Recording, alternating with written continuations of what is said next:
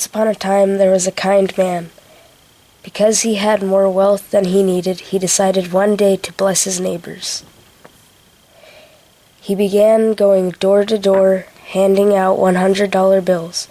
His neighbors were ecstatic.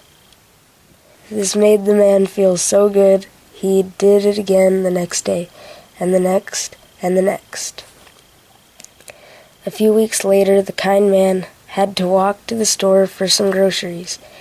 As he walked down the street to the grocery store, his neighbors began opening their doors and yelling, "Where's my money? I want my $100," and other things that a kid like me shouldn't repeat.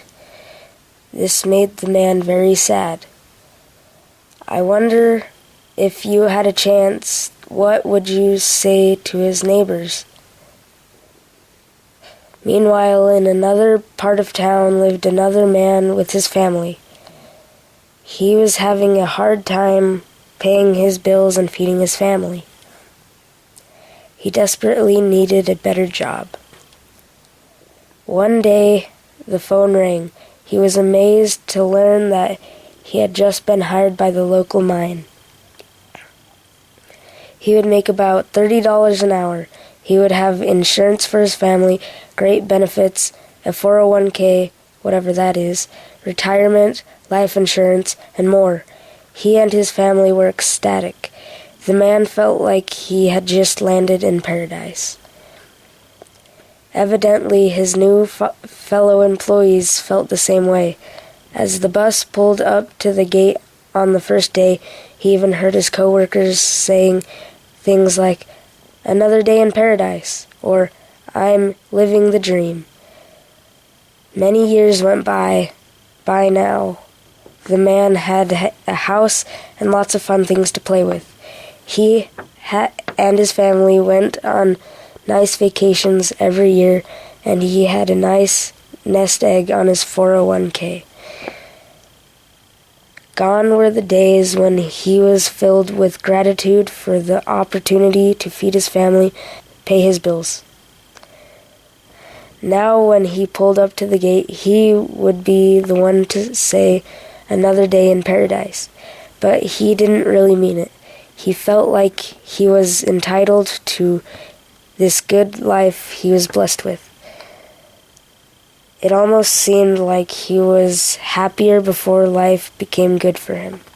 Don't it always seem to go that you don't know what you've got till it's gone? They paved paradise, put up a parking lot.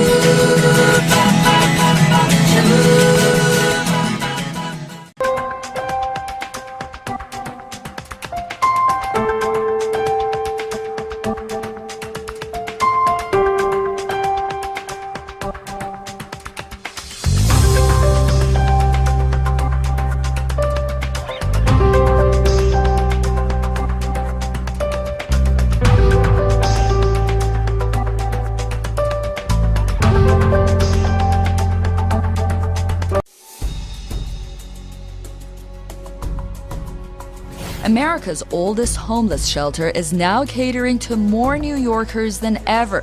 And it's not just the poor that line up for a hot meal. It's the average working American who can't make ends meet. Now, the U.S. economy has shown some signs of recovery after the Great Recession, and official unemployment rates have dipped. But the economic outlook for many working families remains to look bleak.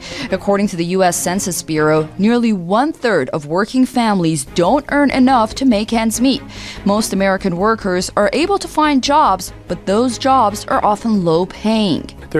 A quick look at recent statistics show over 146 million Americans are either poor or low income.